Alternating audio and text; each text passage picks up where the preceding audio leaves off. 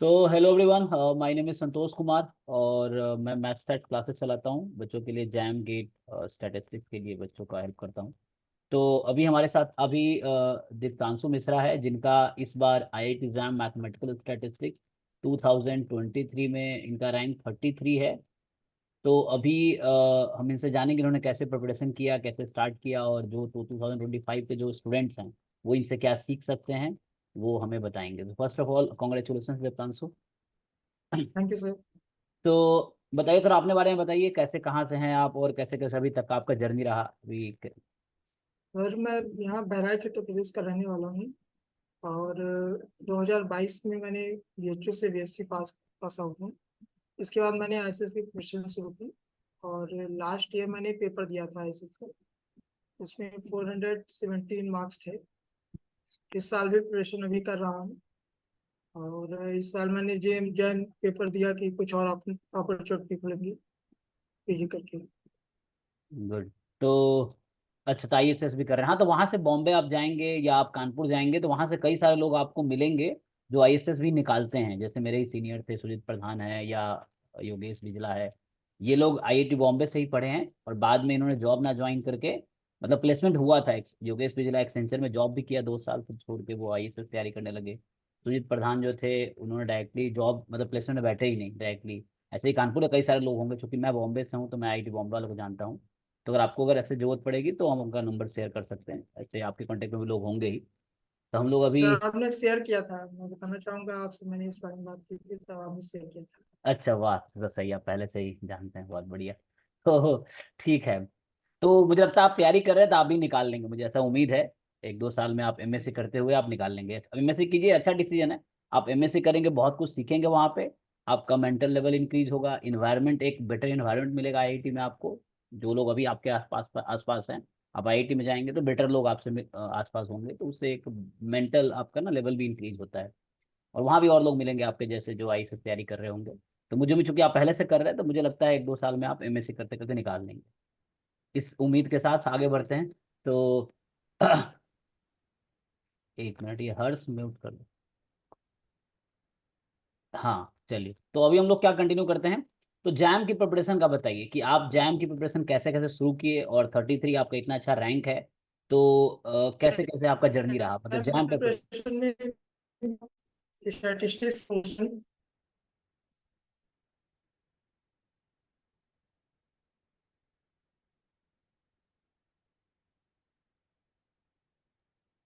शायद थोड़ा सा इंटरनेट इशू था दीप्तांशु। दोबारा बताइए, जैम की प्रिपरेशन आपने कैसे शुरू किया और कैसे कैसे रहा। पूरा इंटरनेट है इशू है शायद।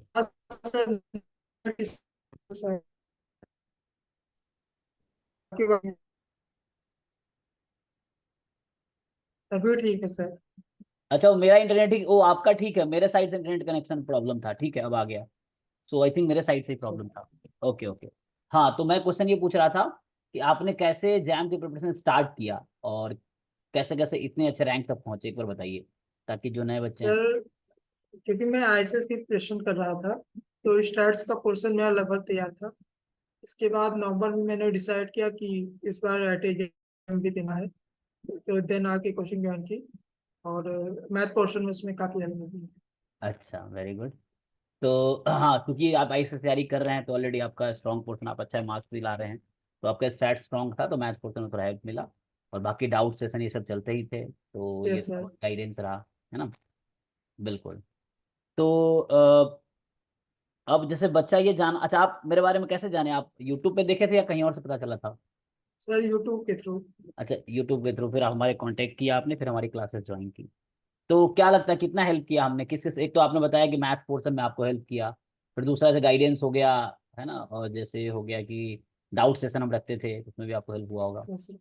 और ये सब, और कुछ सर आप जो बताना चाहें। क्वेश्चन डेली मिलते थे, क्वेश्चन जो डेली मिलते थे उससे काफी हेल्प मिली, क्योंकि प्रैक्टिस मेन है।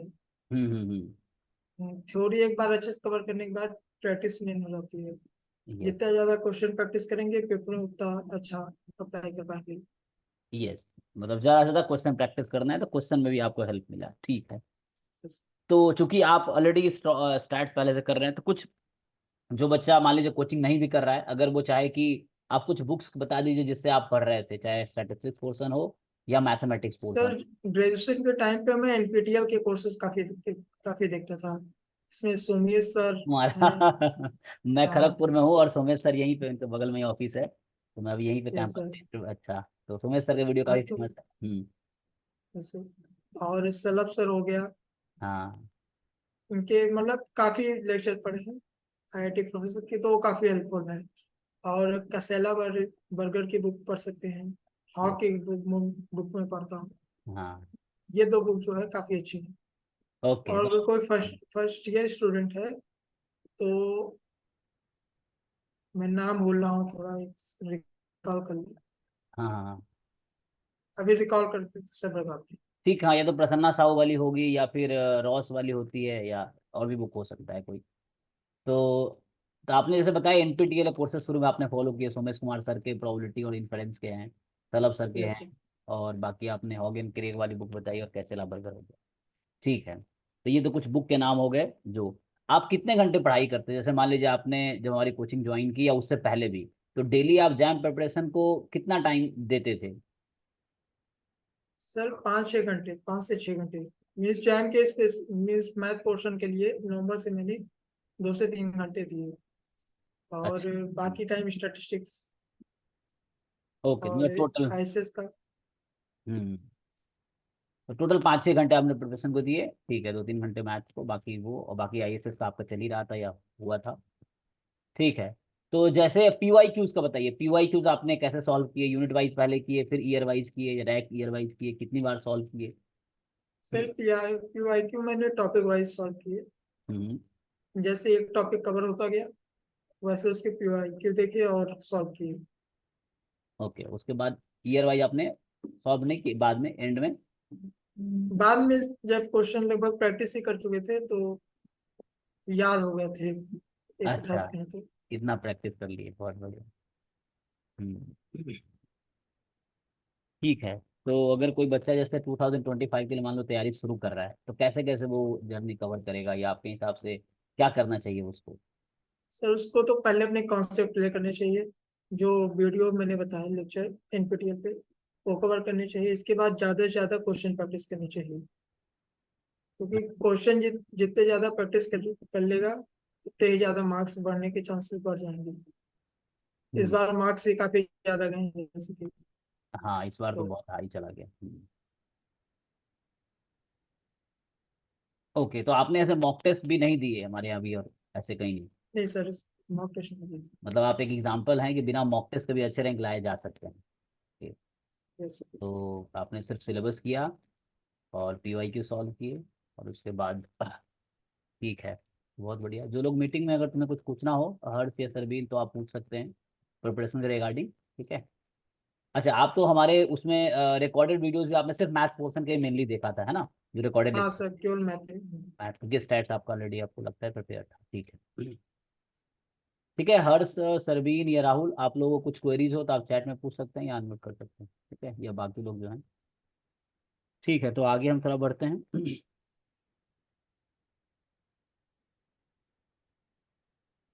तो ये बताओ, जैसे जो बच्चे जैम की प्रिपरेशन करते हैं, तो आपको क्या लगता है क्या क्या डिफिकल्टीज बच्चे फेस करते हैं, या जो मिस्टेक्स हो सकता है आपने किए हो, या बच्चे करते हैं जिसकी वजह से मान लो अच्छे रैंक नहीं आते हैं, तो क्या क्या लगता है ऐसे क्या क्या सर मिस्टेक से बचना चाहिए? Sir number of question come practice करना। हम्म। और काफी रिसोर्सेज से पढ़ना क्योंकि आजकल ऑनलाइन काफी रिसोर्सेज अवेलेबल है। हम्म। तो पहले एक रिसोर्स से कंप्लीट कर लें फिर दूसरा इजीली कंप्लीट हो जाएगा। यस। अगर पढ़ना है उसको तो एक बुक से जैसे कवर कर लें। इसके बाद जो है दूसरे रिसोर्स से पढ़ें। बिल्कुल। एक साथ ही 2 या 3 रिसोर्स से न पढ़ें। और नंबर ऑफ क्वेश्चन काफी प्रैक्टिस करें। एक रिसोर्स को ठीक से फॉलो करें, उसी को अच्छे से, फिर दूसरे रिसोर्स पे जाएं। Resource yes sir. बहुत ज़्यादा कंफ्यूज नहीं होना है, सही बात है। तो है ना, एक ढंग से कर लिए तो बाकी दूसरा तीसरा लगेगा आपको हो ही गया ऑलमोस्ट। उसमें कुछ एक्स्ट्रा होगा, 10-15% ही एक्स्ट्रा रहेगा, बाकी सब सेम चीजें रहेंगी। एग्जैक्टली, बिल्कुल। ठीक है, तो हमने ऑलमोस्ट डिस्कस किया। सो अब जैसे आते हैं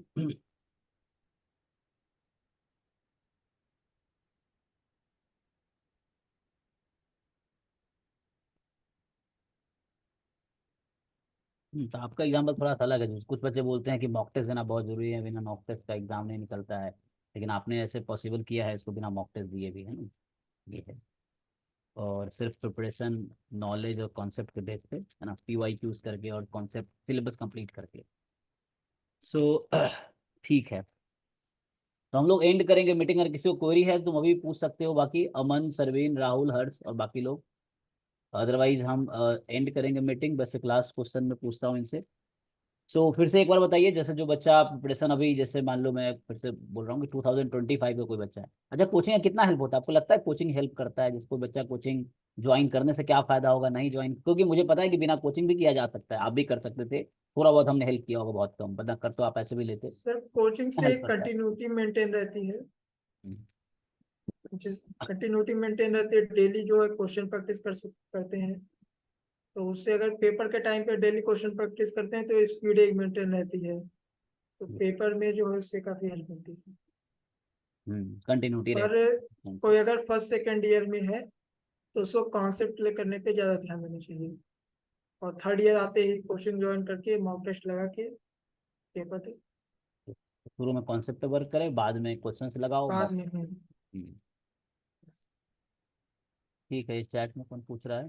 चैट में ये हर्ष पूछ रहे हैं कुछ मिस्टेक्स जो प्रिपरेशन ड्यूरिंग नहीं करनी है। जैसे आप एक को बता रहे थे शुरू में, है ना, कि एक रिसोर्स हम्म ढंग ढंग से फॉलो करना है, तो ये बताया आपने, और दूसरे पे स्विच नहीं करना है। अगर आपने एक कोचिंग ज्वाइन की तो उसको ढंग से फॉलो करो, ये नहीं कि अलग अलग देख रहे हैं कहाँ कहाँ। मैं कुछ बच्चों को जानता हूँ साल में जो 10 कोचिंग में थे अलग अलग जगह, और ढंग का उनका रिजल्ट नहीं आया। तो एक कोचिंग को ढंग से फॉलो करो, वो काफ़ी है। फिर आप बता दीजिए अपना अपने तरीके से क्या क्या मिस्टेक्स और है उसके अलावा, या जो नहीं करनी चाहिए एस्पिरेंट्स को। रिवीजन करना चाहिए। एक बार पढ़ के टॉपिक नहीं छोड़ना। रिवीजन बार बार करना चाहिए। और डिस्ट्रीब्यूशन काफी इम्पोर्टेंट हो जाता है। तो उसके जितने भी मूवमेंट्स हैं उसके रिजल्ट हैं, इंटर रिलेशन है डिस्ट्रीब्यूशन के, वो याद रख लेना चाहिए। बिल्कुल, तो रिवीजन करना है ना, डिस्ट्रीब्यूशन के रिजल्ट याद रखने हैं, ये सब मेनली है ना। जितने डिस्ट्रीब्यूशन है, नाम, सपोर्ट, है ना, उसका एमजीएफ, मीन वेरिएंट, ये सब आपको याद होना चाहिए। ठीक है, तो अभी और किसी को क्वेश्चन हो तो आप पूछ सकते हो, अदरवाइज हम स्टॉप करेंगे। हाँ सर, मेरा क्वेश्चन है सर। जी पूछिए। सर लाइक जो रैंकर्स होते हैं, टॉप 30, टॉप 50, वो सब ड्रॉपर्स होते हैं। तो हम लोग अभी थर्ड ईयर में, सेकेंड ईयर में है कॉलेज में। तो ड्रॉप लिए बिना कैसे टॉप 30, 50 में रैंक ला सकते हैं? तो जैसे कॉलेज में सीजीपीए होता है, वो मेंटेन करना पड़ता है कॉलेज में। 5th सेमेस्टर और 6th सेमेस्टर में ज्यादा प्रेशर होता है, प्रोजेक्ट करना पड़ता है। तो वो सब कैसे हैंडल करके वो मनचाहा रैंक ला सकते हैं हम सब? तो इसके ऊपर कुछ बोल सके तो। ये जब आप लोग का थर्ड सेम ईयर रहता है तो पांचवें सेमेस्टर के टाइम पर एग्जाम का पेपर होता है। सिक्स सेमेस्टर में तो आप लोग फ्री हो जाते हैं, मीन्स कोई पेपर नहीं रहता है। जून के अराउंड एग्जाम होता है। हम्म।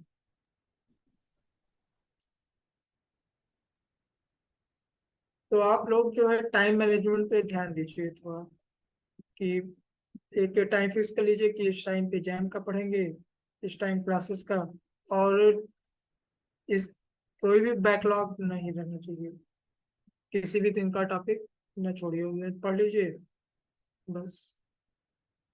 और ड्रॉप के बारे में नहीं कह पाऊंगा, क्योंकि ये मेरा एक्चुअली में फर्स्ट अटेम्प्ट ही था। क्योंकि मैंने सोचा था कि ऐसे जो है। यस।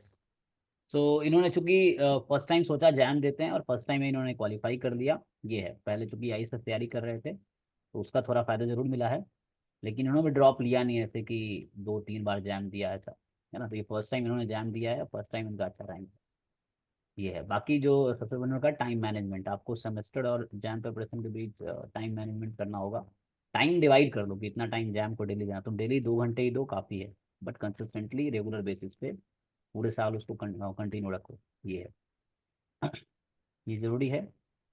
यही बता, बाकी करते हैं। देखो जरूरी नहीं कि सब ड्रॉपर ही हैं, कुछ बच्चे हैं, पिछले साल 26 रैंक था, बीएचयू से था आदित्य, जिसका 26 रैंक था, तो वो ड्रॉपर नहीं था। और भी बहुत सारे बच्चे हैं जो ड्रॉपर नहीं थे, मतलब जरूरी नहीं सब ड्रॉपर। हाँ, मोस्ट ऑफ द ड्रॉपर रहते हैं, लाइक 60-70% लोग ड्रॉपर मिल जाएंगे आपको टॉप रैंकर्स में, बट जरूरी नहीं कि सब हैं। आप हो सकते हो कि बिना ड्रॉप किए अब अच्छा रैंक ला सकते हो। ऐसे लोग भी हैं, कई सारे बच्चों को मैं जानता हूँ जो बिना ड्रॉप पढ़े, जो पिछले साल का जो सेकंड रैंकर था, पिछले साल का जो, वो भी ड्रॉप नहीं लिया था डायरेक्टली, है ना, संबित घोष जो था, वो भी ड्रॉप नहीं लिया। तो जरूरी नहीं सब लोग ड्रॉप ही लेते हैं। वो तो आप प्रिपरेशन उस लेवल की कर लो कि ड्रॉपर से भी अच्छा आपके मार्क्स आ जाए, तो आपको लेवल इंक्रीज करना है, ठीक है, ये चीज़।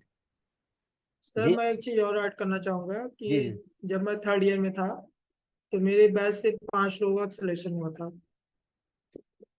अंडर 50 रैंकिंग की। तो ड्रॉपर होना जरूरी नहीं है, पर जो चीजें बताई जैसे एनपीटीईएल की कोर्सेज हो गए और ए बुक फॉलो करना, नंबर ऑफ क्वेश्चन प्रैक्टिस करना, इस पे जो है ज्यादा फोकस करना चाहिए। हम्म, यस, उन्होंने सही कहा, जरूरी नहीं कि ड्रॉप, अपना लेवल इंक्रीज करना है, आपको ढंग से प्रिपरेशन हाँ करने हैं, पूरा सिलेबस ढंग से करना है, PYQ क्वेश्चंस खूब सॉल्व करो, अपना लेवल उनसे भी बेटर कर लो, तो आपके बेटर रैंक आएंगे।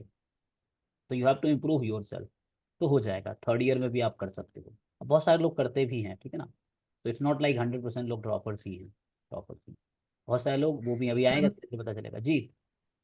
जो कॉलेज में ना, तो एक फीलिंग रहता है मैंने 9 CGPA लाना ही होगा। अच्छा। तो इस अगर थर्ड से मैंने IIT JAM में अगर टॉप रैंक लाना है तो उसमें कॉम्प्रोमाइज करना पड़ेगा। ओ, ऐसा रहता है सिचुएशन। तो वो नहीं हो पा रहा, मैं CGPA पे कॉम्प्रोमाइज नहीं कर सकता मैं। ऐसा टाइप नहीं, मेंटेलिटी हो रहा है मेरा। आप BSc स्ट्रॉन्ग कीजिए, जैम भी साथ में हो जाएगा, और यहाँ सिर्फ क्वेश्चन फोकस, हमारे साथ सिर्फ क्वेश्चन फोकस कीजिए। जैसे जो BSc ढंग से अगर आप करेंगे तो BSc में जो चीज़ सीख रहे हैं ना वो जैम में भी तो हेल्प करेगा। जैसे इन्होंने ISS प्रिपरेशन में जो सीखा, इनको वो जैम में हेल्प किया। जैम में बहुत ज़्यादा इन्होंने थ्योरी फोकस नहीं किया, यहाँ पर प्रॉब्लम सॉल्विंग पे फोकस किया इन्होंने। इन्होंने ISS प्रिपरेशन शुरू में किए थे, अभी ये पिछले 1-2 साल से कर रहे हैं, तो वहाँ इनका ऑलरेडी कॉन्सेप्ट हो चुका है। सेम आपके साथ है, आपका सेमेस्टर में ऑलरेडी आपके कॉन्सेप्ट ठीक हो रहे हैं। तो अगर सेमेस्टर में कॉन्सेप्ट ठीक हो रहे हैं तो यहाँ पर प्रॉब्लम सॉल्विंग पे फोकस करना है। तो आप हमारे आप पेड स्टूडेंट हो यहाँ पे, तो ड्राइव में बहुत सारे असाइनमेंट्स ऑलरेडी है। जो असाइनमेंट्स आप देखो, उसको सॉल्व करना शुरू करो, इरेस्पेक्टिव ऑफ थिंकिंग की नॉलेज है कि नहीं है, आपको आता है कि नहीं, आप ट्राई करो। क्वेश्चन सॉल्विंग में फोकस करो, बहुत बार आपको बहुत ज़्यादा नॉलेज नहीं है डीप, तभी क्वेश्चन सॉल्व कर लोगे। और एग्जाम में यही ज़रूरत है कि क्वेश्चन सॉल्व करने आने चाहिए, आपको आंसर निकालना आना चाहिए। तो फोकस ऑन प्रॉब्लम सॉल्विंग, आप सेमेस्टर में पूरा ध्यान दो, अच्छा CGPA बनाओ, इसका फ्यूचर में हेल्प मिलेगा। IIT में जाओगे, प्लेसमेंट में भी कई बार कंपनी, कुछ कंपनी जाएंगे जो जिसका BSc में 80% प्लस है, उसी को रिज्यूम शॉर्टलिस्ट करती है, ऐसे भी कुछ कंपनीज होती हैं। तो वहाँ आपको एडवांटेज मिलेगा CGPA का भी, ठीक है। लेकिन ये नहीं है कि मतलब आप जैम और एक साथ नहीं कर सकते, आप कर सकते हैं। आप 9+ CGPA BSc में भी ला सकते हो, और जैम में टॉप 10 में रैंक भी ला सकते हो, दोनों पॉसिबल है, क्योंकि सेमेस्टर में बहुत अच्छा मार्क्स लाने का मतलब आपको बहुत अच्छा नॉलेज है। तो वो यहाँ पे इंप्लीमेंट करो, इसको क्वेश्चन सॉल्विंग में उसको यूज़ करो। तो यहाँ जैम प्रिपरेशन में थ्योरी पे फोकस करने के बजाय आप क्वेश्चन सॉल्विंग में फोकस, जैसे इन्होंने किया, सिद्धांशु ने क्वेश्चन फोकस पे ज़्यादा फोकस किया, सॉल्विंग पे, तो आप क्वेश्चन सॉल्विंग में फोकस करो, ठीक है ना, ज़्यादा ज़्यादा प्रॉब्लम सॉल्व करो। थ्योरी पे ज़्यादा ध्यान मत दो, थ्योरी सेमेस्टर तो हो ही रहा है आपका, ये हो ही चुका है, ठीक है, तब हो जाएगा, आप अच्छा रैंक ला सकते हो, ठीक है, अपियरिंग में ही। और दोनों हो जाएंगे, सेमेस्टर में अच्छे CGPA आ जाएंगे, जैम में भी अच्छे रैंक आ जाएंगे।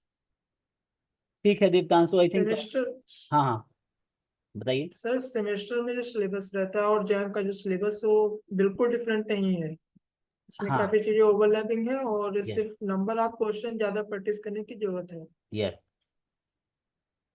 क्योंकि सेमेस्टर में लोग थ्योरेटिकली पढ़ाते हैं, वहाँ पे बहुत ज़्यादा क्वेश्चन नहीं कराते हैं सेमेस्टर में। वहां से जैसे प्रूफ्स पे ध्यान रखना है, थ्योरम्स पे, हाँ, उनका ये फोकस चाहिए। प्रूफ पे तो, यस, उनका फोकस थ्योरम, उसका प्रूफ पे हम्म, रहता है। यहाँ थ्योरम को अप्लाई करके क्वेश्चन सॉल्व करने पे फोकस रहता है।